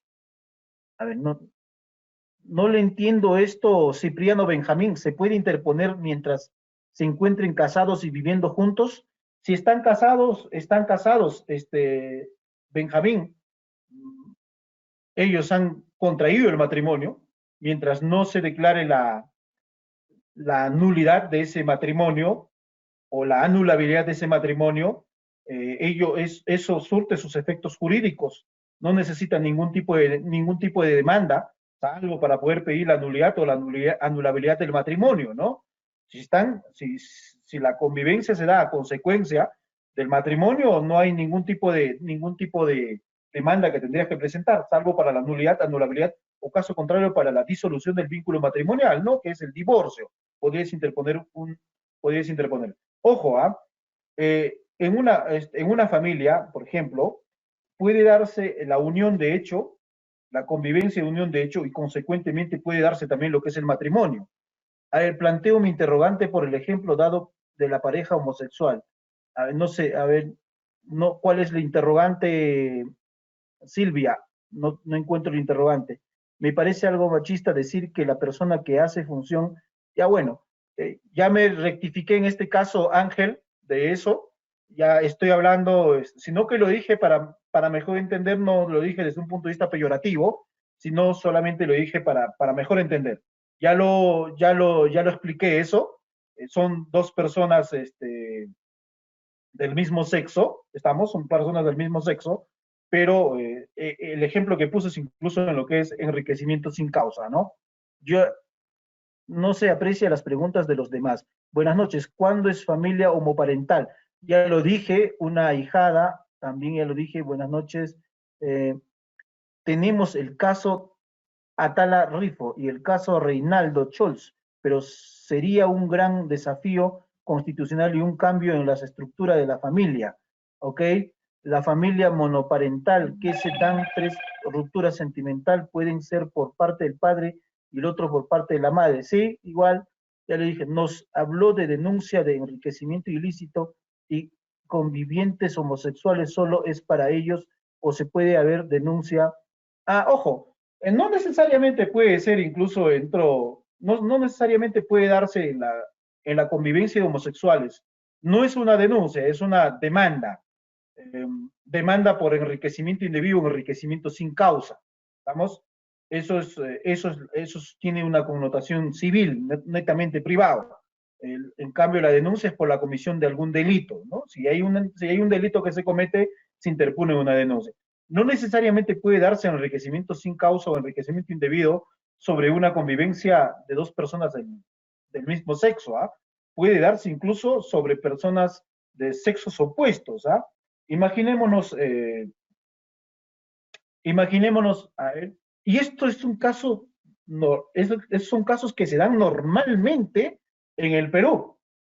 En una convivencia compran una casa o compran un carro y quien aportó solamente es uno de ellos. Ok, y la otra parte no aportó nada, absolutamente nada aporta. Estamos. Y como quiera que aportó uno de ellos, y pese a que esté dentro, pese a que esté a nombre, vamos a diseñar un ejemplo, ¿ya? Para mejor entender. A y B son convivientes, ¿ok? Son de sexos opuestos, ¿ah? A y B son de sexos opuestos. Ok, si A y B son de sexos opuestos, A es el más solvente, B es el menos solvente. ¿Estamos? Están dentro de una convivencia y A compra a nombre suyo, con un dinero que es suyo, una casa que está siendo utilizado por ambos para la convivencia. ¿Ok? Ojo, ¿ah? ¿Qué dice la norma?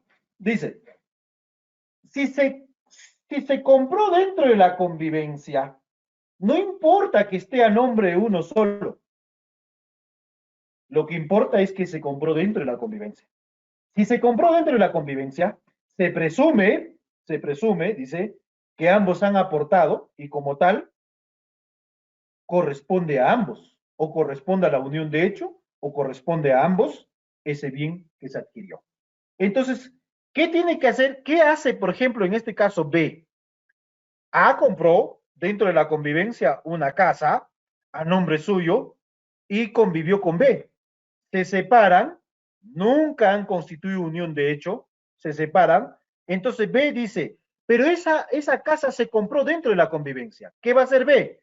Va a demandar unión de hecho, reconocimiento de unión de hecho y la disolución y la liquidación de la casa que está a nombre solamente de A. ¿Por qué? Porque se compró dentro de la unión de hecho, ¿no? Entonces, ¿qué va a haber qué existe o qué ocurre en ese caso? ¿Se estaría enriqueciendo indebidamente B? ¿Sí o no? Hay un enriquecimiento indebido si en caso pueda lograr que el juez le reconozca el 50% de la casa que compró A, solamente con el dinero que le corresponde a A. Si el juez le da o liquida, disuelve la unión de hecho y le reconoce el 50%, ¿hay un enriquecimiento sin causa de B o no? Si hay un enriquecimiento sin causa de B. ¿Viste? O sea, la figura de enriquecimiento sin causa no solamente se puede dar en la convivencia de dos personas del mismo sexo, también puede darse en la convivencia de personas de sexos opuestos, o caso contrario, puede ser que A es el más solvente, haya comprado en nombre de B un bien, y una vez que se separaron, nunca constituyeron una unión de hecho, B se va con el bien, entonces, ¿qué tiene que hacer A? Demandar enriquecimiento sin causa en contra de B, que son parejas de sexos opuestos, ¿ah? ¿Por qué? Porque B tiene ese bien sin haber invertido, sin haber destinado sin haber destinado parte de su patrimonio, sin haber sufrido el empobrecimiento o la reducción de su patrimonio. Quien sufrió la reducción de su patrimonio fue A, para poder comprar a nombre de B. Ok, nos habló de denuncia. Si de darse la unión civil en el Perú como ley, entonces ¿cómo quedaría la familia en el país? ¿Cuáles serían sus derechos que los protegen de existir esta ley unión homosexual? Tiene la misma, o sea, tendría el mismo reconocimiento que el matrimonio entre dos personas de sexos opuestos, tendría el mismo reconocimiento que la convivencia de personas de sexos opuestos para poder ser considerado incluso como una unión de hecho. O sea, si se reconoce el matrimonio homosexual, este matrimonio homosexual tiene efectos jurídicos y si tiene efectos jurídicos va a ser equiparado a un matrimonio de una pareja de sexos opuestos. O sea, es un matrimonio más dentro de, dentro de nuestra legislación peruana y va a formar, o sea, también nacería una familia, ¿no? Una familia, un tipo de familia más a consecuencia de la unión civil o el matrimonio contraído por personas del mismo sexo. Entonces, si se diese o que se aprobase una ley permitiendo el matrimonio de dos personas del mismo sexo, entonces ese matrimonio, esa familia va a tener toda la protección necesaria tal cual lo tiene otro tipo de matrimonios, como es de personas de sexos opuestos, ¿no? Entonces ahí no hay ningún problema, porque todos tenemos, todos somos iguales ante la ley y como tal va a haber ese equilibrio de protección o de amparo o de tutela que se tiene que dar al matrimonio homosexual o matrimonio de unión civil, como quiera decir. Entonces, eso es lo que va a ocurrir, Sadie Torres. Unión homosexual normalmente, naturalmente se va a dar incluso, per se se va a dar la unión homosexual, así como se da la unión de hecho entre dos personas del mismo sexo. Buenas noches, doctor. En el caso de unión de convivencial, si uno de los convivientes tiene un bien propio y fallece luego de 20 años, su conviviente puede heredar ese bien si su unión de hecho aún no ha sido reconocida, el causante no tuvo hijos. No, no puede heredar Patricia Carranza, porque si es un bien propio que ha adquirido antes de la convivencia, ese bien propio no puede ser heredada, no tiene vocación hereditaria, la conviviente, así siga un proceso judicial por unión de hecho, quienes tienen vocación hereditaria en este caso es, si todavía vive el papá, el ascendente, él es el llamado para poder heredar eso, o si no, ya tendrá que ser el cuarto orden, los hermanos, quinto orden, sexto orden, o al final como séptimo orden será la beneficencia pública, pero menos va a ser la conviviente por cuanto ese bien se ha adquirido antes de la convivencia. Si ese bien se hubiese adquirido dentro de la convivencia, sí tiene vocación hereditaria para poder heredar ese bien que se adquirió dentro de la convivencia.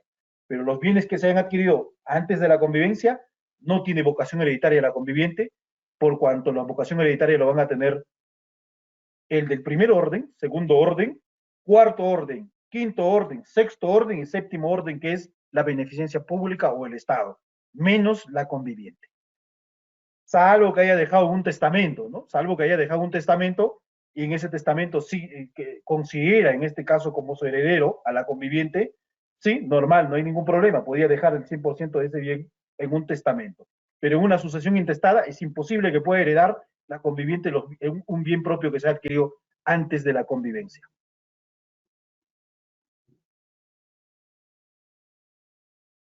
Estoy de acuerdo con Greta. No sé sobre qué está de acuerdo con Greta. Lidia, ¿puede señalar un ejemplo de familia homoparental? Ya lo mencioné de la familia homoparental. Noches tuve inconvenientes de conexión. El proyecto se llama Unión Civil. Si una pareja homosexual se casó en el extranjero, aquí en el Perú ellos son reconocidos como matrimonio. Miren, esto es una pregunta bastante interesante. Eh, en el Perú se dio un caso sui generis, Aide. Miren, no me acuerdo cómo se llaman esta pareja de homosexuales, se casaron en España, ¿ok? Se casaron en España, pero lograron inscribir en el registro de Estado Civil en el Perú. Ese matrimonio que se celebró en España, trajeron a Perú, ese acto jurídico que se celebró en España, y lograron inscribir en el registro de Estado Civil en el Perú, ¿ah? Entonces, por ahí que se decía, incluso, hay un proceso que se llama el proceso exequatur, los procesos exequatur. Entonces, ese matrimonio ocurrió este hecho que ha sido reconocido, que ha sido inscrito en el registro de Estado Civil en el Perú, de esas personas, de esas dos personas que son del mismo sexo o pareja homosexual que se casaron en España, lo inscribieron en el Perú. Pero si no me equivoco, han anulado esa inscripción al registro civil, pero han logrado inscribirlo en el registro de Estado civil, ese matrimonio que trajeron desde España. Lo último fue el caso Ugarteche, que querían que se reconozca su matrimonio por la RENIEC. Claro, por eso yo le estoy diciendo, eso se dio en el Perú, ha habido la inscripción de un matrimonio en el extranjero, se dio en el Perú. ¿Cómo pregunto al profesor? Pero entonces, ¿para usted es o no es una familia? Me supongo que Edwin me estás diciendo de la familia homoparental. Mira, lo que estamos hablando, Edwin, es desde un punto de vista natural, no desde un punto de vista jurídico.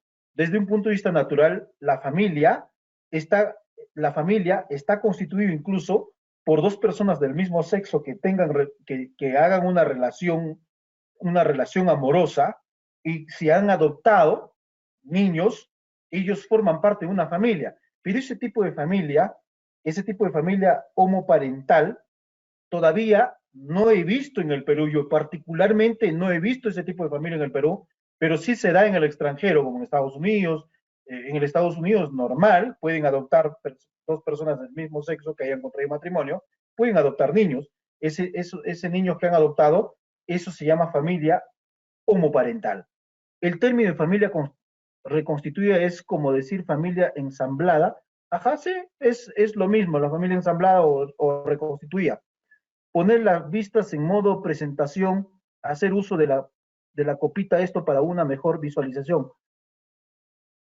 A ver, las costumbres con el tiempo no se hacen ley, simplemente porque nuestro ordenamiento jurídico está diseñado por el derecho romano germánico. César Julca, no dije que por el tiempo se hace ley, sino que para que esa costumbre tenga efectos jurídicos dentro de la legislación peruana, necesita convertirse en ley. Mientras no se convierte en ley, no tiene efectos jurídicos. Es decir, el ejemplo que les citaba, en el incanato existía la convivencia, pero esa convivencia, ese concubinato, el servinacui, que normalmente se llama servinacui, ese servinacui es una costumbre que viene desde el incanato. ¿Cuál era la naturaleza de ese servinacui? Era una prueba de matrimonio. ¿Por qué? Porque convivían antes de poder celebrar matrimonio. Si se entendían, celebraban el matrimonio. Si no se entendían, no celebraban el matrimonio. Entonces, este servinacui ha venido de tiempo en tiempo y hasta hoy podemos hablar de lo que es el servinacui, ¿no? Pero para que pueda tener una consecuencia jurídica, esa convivencia o ese servinacui se ha convertido en ley. Ahora, ¿cómo se llama? Unión de hechos, se llama César Julca Baldocera.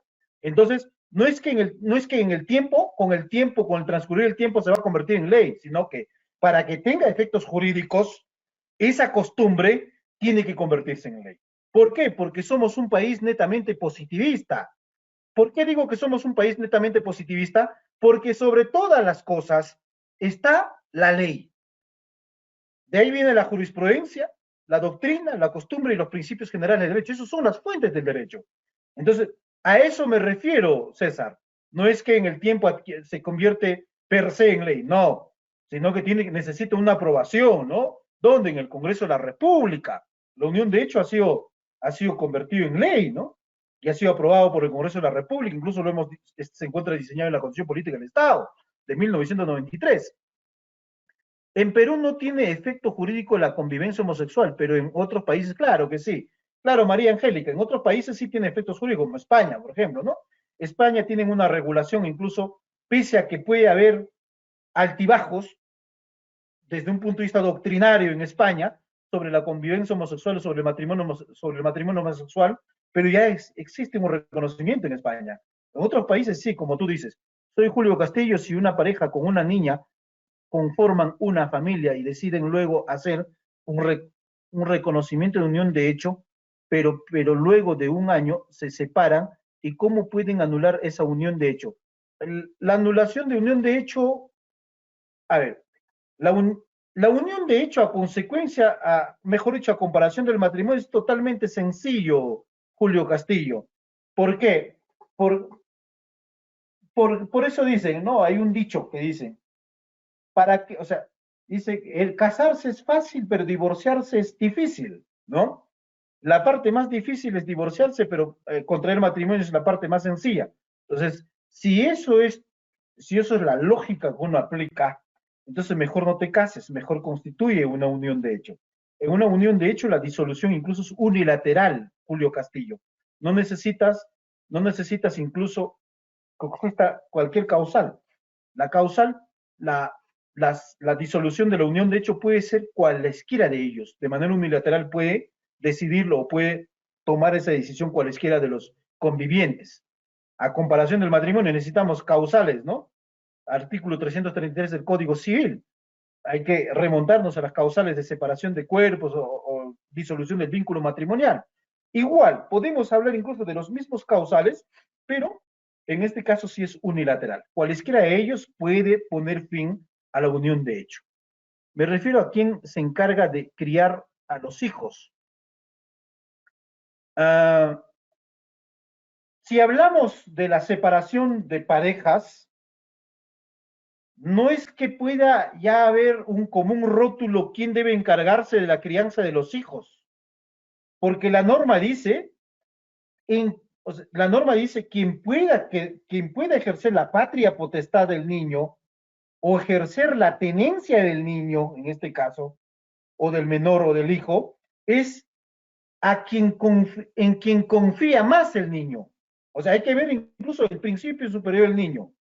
¿En quién confía más el niño? ¿En mamá o en papá? Si el niño confía más en papá, el niño tendrá que vivir con el papá o tendrá que ejercer la patria potestad del papá. O si el niño confía en mamá, con mamá. O caso contrario ocurriría si el niño es menor de 3 años. Si el niño es menor de 3 años, el infante es menor de 3 años, entonces la ley dice obligatoriamente tiene que estar con la mamá. Pero si es mayor de 3 años, ahí sí, ya la ley dice en quien confía más. Pero ojo, pero eso de que el niño menor de 3 años tiene que estar obligatoriamente con la mamá no es absoluto, es relativo. Porque si la mamá es una mujer que maltrata al niño, maltrata o genera violencia en contra del niño, o no lo quiere al niño menor de 3 años, entonces esa obligatoriedad que decía la norma de que viva con la mamá se rompe por cuanto el niño corre peligro la integridad física del niño o corre peligro el derecho a la vida del niño. Entonces, ¿qué se tiene que hacer? Salvaguardar o tutelar el derecho fundamental del niño y en ese caso puede estar con el papá. ¿Vieron? Por favor, responder mi pregunta o dónde escribo, no sé, a ver, no sé qué pregunta, Sadit Torres. Al ser legal el matrimonio de homosexual, ¿tiene los mismos derechos y deberes como una familia normal? Cuando está aprobado por una ley, sí, Lourdes Minlin, pero en el Perú, por lo pronto, no existe una ley que faculte el matrimonio homosexual. Mientras no faculte el matrimonio homosexual, no está considerado como un derecho el matrimonio homosexual. Es decir, todavía no podemos considerar como una figura jurídica el matrimonio homosexual dentro de nuestra legislación peruana. La familia homoparental necesariamente debe tener hijos para reconocerlo así. Así dice la familia homoparental tiene que haber hijos de por medio. Si no hay niños de por medio, no es familia homoparental. Si no, serían convivientes homosexual o familia homosexual. Una pareja casado después de varios años se separan, uno de las parejas conviven, pueden registrar en unión de hecho ante el notario judicialmente sin divorciarse. A ver. Una pareja casado, después de varios años, se separan, uno de las parejas conviven, pueden registrar unión de hecho. Miren, ojo, mientras no haya disuelto el vínculo matrimonial, así conviva con otra persona, no hay unión de hecho. Para que pueda, para que pueda configurarse unión de hecho, necesariamente tiene que estar libre de impedimento matrimonial. Se divorcia, a partir de ese divorcio, empieza a computarse recién la convivencia de 2 años. Mientras seguía casado, así hayan convivido 40 años, mientras siga casado, no hay unión de hecho. Tiene que divorciarse necesariamente ex tunc a la configuración de unión de hecho. El proyecto que planteaba considerar la unión civil para otorgar protección patrimonial a los bienes adquiridos por las parejas homosexuales. Buenas noches. Pero ya hay pues protección patrimonial, Ángel Ricardo Chamamé. Ya les dije que la protección patrimonial, o sea, la ley de unión civil no necesariamente se estaba dando para una protección patrimonial. Ya existe una protección patrimonial, les dije, la figura es enriquecimiento sin causa. Si ya te está dando una figura jurídica de enriquecimiento sin causa para poder dar protección patrimonial a los convivientes homosexuales, no necesitas aprobar una ley de la unión civil con el tinte de protección patrimonial. Ya hay una protección patrimonial sobre lo que es la figura de enriquecimiento indebido. No necesitas aprobar. Si se tiene que aprobar la ley de unión civil, es para que puedan contraer matrimonio dos personas del mismo sexo. ¿Vamos? Y per se, ellos también van a tener una especie, una sociedad de gananciales, los bienes que adquieran dentro de lo que es el matrimonio, las parejas del mismo sexo. Consecuentemente, si hablamos de protección patrimonial, existe protección patrimonial a través de lo que es enriquecimiento sin causa. Buenas noches, mi pregunta es si convivo 1 año y luego tenemos una niña y luego fallece el padre, en ese caso la familia no quiere reconocer y le quitan sus bienes, ¿cómo se procedería si no son casados y tienen una convivencia de 4 años? Pero si ya tiene convivencia de 4 años, simplemente se presenta una demanda de unión de hecho. ¿Contra quiénes? Contra quienes supuestamente tienen el rango o en el orden de prelación, en el orden de prelación, quien tenía el derecho a heredar. ¿Estamos? Entonces, también la conviviente supérstite puede heredar los bienes que hayan adquirido dentro de la convivencia. Entonces, ¿qué hacen? Presentan una demanda de unión de hecho en contra de los herederos forzosos, ya sea de primer orden, segundo orden, por cuanto, o también puede ser de cuarto orden. Mientras no haya unión de hecho reconocido, va a haber, los hermanos van a heredar los bienes del causante. Entonces, tendrás que demandar el unión de hecho, reconocimiento de unión de hecho al hermano, para consecuentemente, con la unión de hecho, una vez que salga unión de hecho, ¿qué va a haber? Si eran los hermanos quienes están heredando, es para excluir. ¿Por qué? Porque ¿quién tiene el mejor derecho hereditario? Es la conviviente supérstite. Entonces, lo va a excluir. Mientras si hay descendientes y ascendientes, es para concurrir. Pero si no hay descendientes y ascendientes, es para excluir. Va a pedir la unión de hecho. ¿Estamos? Una familia nuclear, si el hijo no respeta el papá, pero sí a su mamá, y depende económicamente de los padres, por los estudios, tiene 24 años, no hay comunicación, ¿en qué parte de la Constitución establece la convivencia homosexual? Ah, no, a ver, Manuel, no establece la Constitución la convivencia homosexual, no establece, pero estamos hablando desde un punto de vista natural. O sea, desde un punto de vista natural, no desde un punto de vista jurídico, también se considera, esto no estamos diciendo que esto es sí o sí, tiene que ser considerado la familia homosexual común, la familia homosexual tiene que ser considerado sí o sí. No, esto es, esto es una posición que estamos dando. Es decir, eh, ¿se puede considerar la familia homosexual? Naturalmente sí. No hay un reconocimiento jurídico la convivencia homosexual. Estamos hablando desde un punto de vista natural. Es, un, es una situación de hecho, ¿no? Desde un punto de vista de una situación de hecho, no una situación jurídica. Estamos hablando de un hecho, no un hecho jurídico. Es decir, la familia homosexual estamos considerando como un hecho natural, no como un hecho jurídico. ¿Estamos? No confundamos eso. Económicamente, bueno, esto de lo que me dices económicamente, los padres por los estudios tienen 24 años, no hay comunicación. Si no hay comunicación, si no hay comunicación, esto, no sé, ya tiene una consecuencia incluso psicológica, Fernando Matos. Tendrán que ir al psicólogo, ¿por qué no se entienden con el papá? ¿Cuál es el problema que está, cuál es el problema que tienen, ¿no?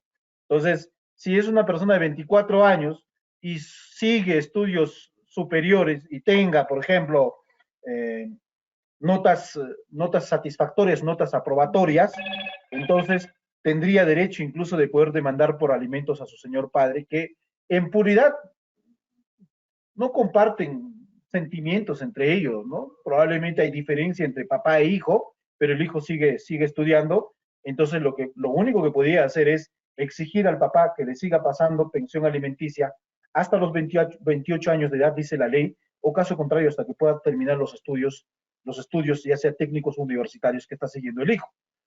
Eso es lo que puedo decir, Fernando Matos. Entiendo entonces que en la práctica realmente sí existe, pero no tienen reconocimiento legal.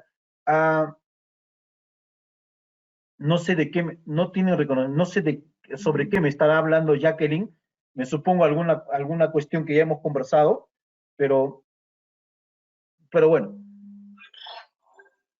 perdón. A ver,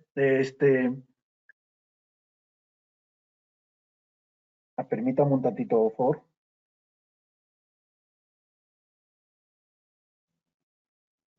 Sí, sí, doctor Roger, definitivamente con estas dos preguntas ya estaríamos llegando a la parte final de esta primera sesión en el Diplomado de Derecho y Familia y Violencia Familiar. ¿Correcto, doctor?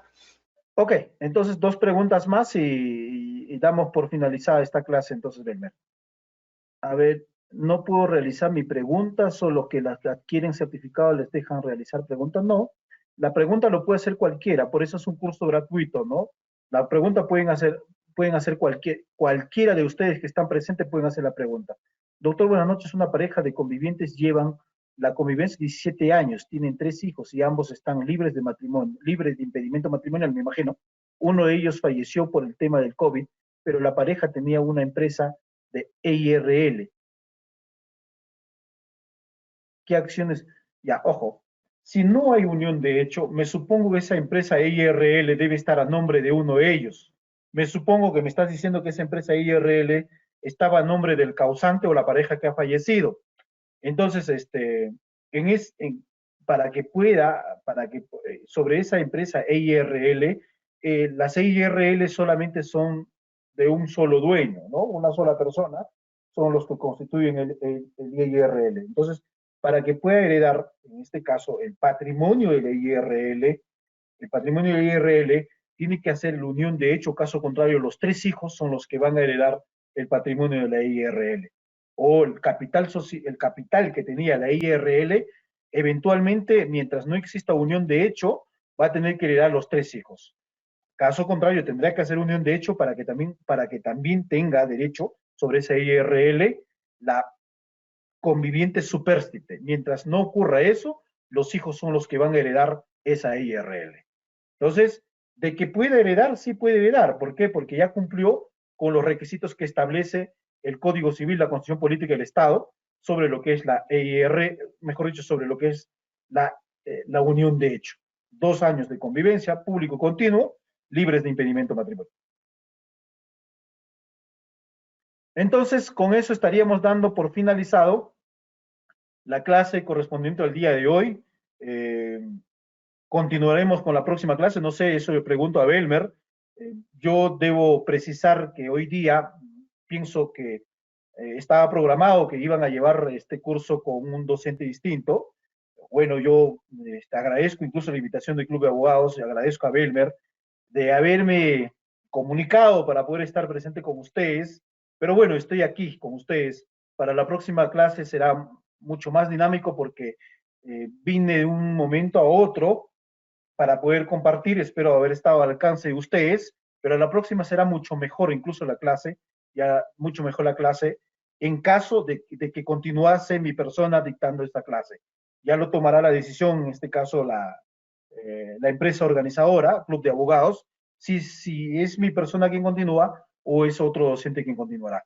Hasta la próxima, entonces, hasta la próxima, un saludo fraterno a cada uno de ustedes, cuídense, cuiden a los seres, a todos los seres queridos. Hay que cuidarnos del coronavirus. Este coronavirus ha traído consecuencias bastante nocivas. Y imagínense que yo también estuve contagiado del coronavirus. He salido hace poco de la cuarentena. Y para estar acá con ustedes, para poder conversar un poco con ustedes con respecto a lo que es el derecho de familia. Entonces, cuídense. No les deseo a nadie, ni a ningún miembro de la familia, que se puedan contagiar el coronavirus. Es bastante difícil pasar por eso. Imagínense que yo todavía sufro las consecuencias del coronavirus hasta el día de hoy. ¿Por qué? Porque dejan secuelas del coronavirus, muchas secuelas, tanto en los pulmones, en los riñones, en muchas partes de nuestro organismo. Entonces, cuídense y cuidémonos. Respetemos el derecho a la salud pública y respetemos el derecho a la salud de cada uno de ustedes. Un abrazo fraterno para cada uno de ustedes. Vuelvo a repetir, gracias. Hasta la próxima.